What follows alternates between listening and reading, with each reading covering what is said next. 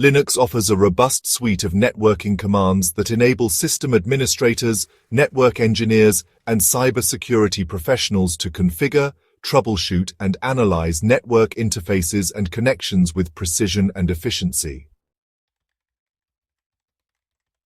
At the foundation of network diagnostics lies the ifconfig command, a legacy tool for displaying and configuring network interface parameters such as IP addresses, netmasks, and MAC addresses, though it has largely been superseded by the more versatile IP command from the iproute2 suite, which provides comprehensive control over IP addresses, routing tables, and ARP caches through subcommands like ipaddr for address management, iproute for manipulating routing tables, and iplink for interface configuration.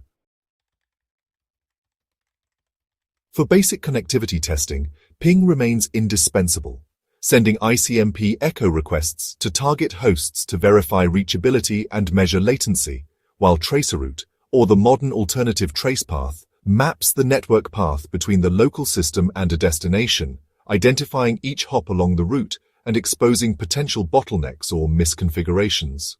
When these tools indicate connectivity issues, netstat or its contemporary replacement, SS, reveals active network connections, listening ports, and socket statistics, critical for identifying unauthorized services or troubleshooting application layer connectivity problems.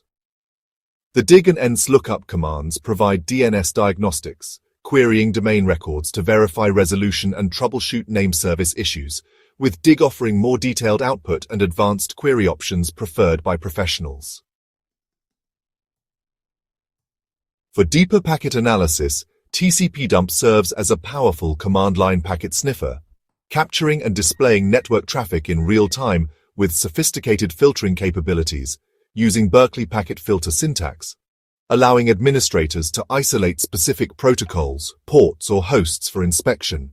When more intuitive analysis is needed, Wireshark, with its terminal counterpart Shark, provides GUI-based packet dissection, but for scripting and automation, tcpdump's concise output proves invaluable.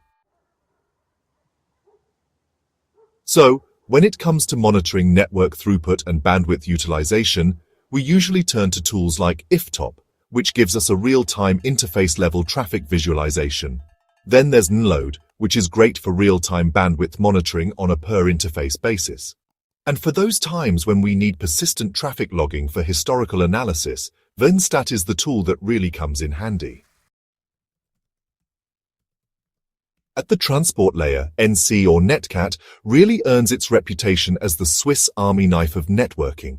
It's capable of creating arbitrary TCP or UDP connections, doing port scanning, handling file transfers, and can even act as a simple chat server or, well, a backdoor in penetration testing scenarios. Similarly, socat takes things a step further, supporting SSL, proxies, and file descriptors, which allows for some pretty complex network relay configurations. Network service management, honestly, relies quite a bit on systemctl. We use it to control the startup and operation of critical daemons like SSHD for SSH, Apache 2 for HTTP, or named for DNS. And when we need to examine logs from these services, journalctl comes into play, often revealing things like connection attempts, authentication failures, or protocol errors. Firewall configuration in modern Linux distributions typically involves UFW, which stands for Uncomplicated Firewall for Simplified Rule Management, or, direct iptables, and its successor nftables, commands for granular control over packet filtering, NAT, and port forwarding rules. For remote system access, SH provides encrypted terminal connectivity, with companion tools like SCP and sftp enabling secure file transfers, and ssh-keygen managing public key authentication credentials. When proxy servers mediate access, curl and get test HTTP and HTTPS connectivity while exposing headers and certificates for debugging web services. So, when it comes to wireless networking, there are some specialized commands you should know about.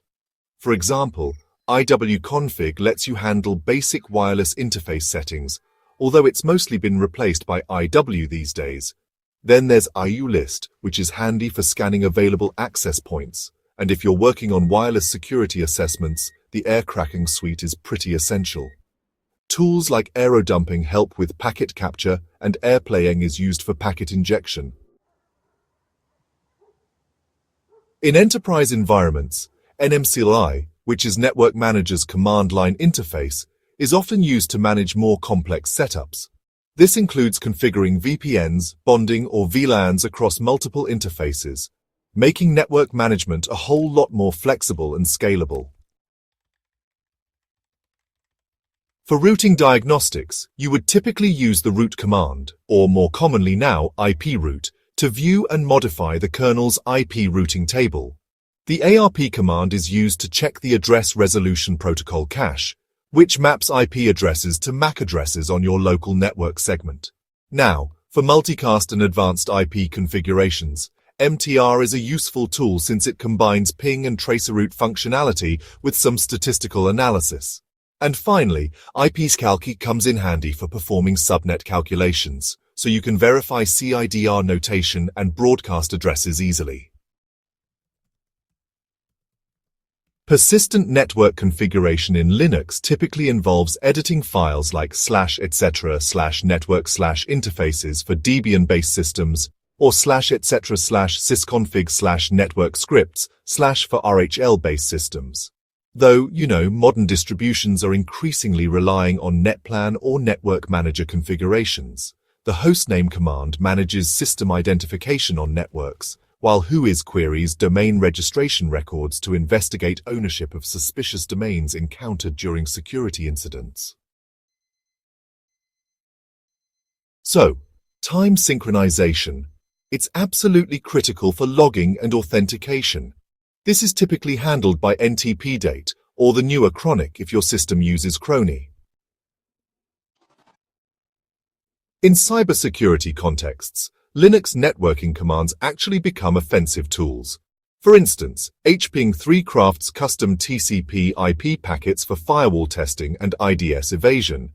Then mascan performs rapid internet-scale port scanning, and dnsinum automates DNS reconnaissance for penetration testing. On the defensive side, fail2ban dynamically blocks brute force attacks by passing logs and modifying firewall rules, while tcpdump can terminate unwanted connections based on filters. Mastering Linux networking commands really requires understanding how they work together.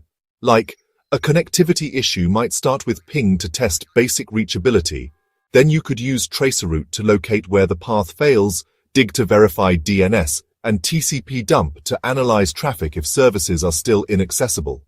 For performance problems, you might combine iftop to spot bandwidth hogs, ss to check for connection saturation, and mtr to pinpoint problematic network hops.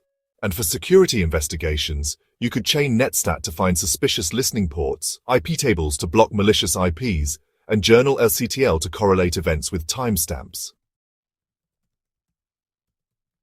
The real power of the Linux command line, honestly, comes out when you combine these tools through pipes and scripts. For example, you can pass tcpdump output with grep and awk to extract attack patterns, or use cron to schedule regular vnstat reports. As networks become more complex with IPv6, SDN, and cloud integrations, these foundational commands adapt through updates, like using IP-6 for IPv6 operations, while keeping the same core principles. Whether you're managing a home lab or an enterprise infrastructure, being proficient with Linux networking commands gives you unparalleled control over modern network environments, blending decades-old Unix tools with cutting-edge protocols to solve problems from the physical layer all the way up to application security.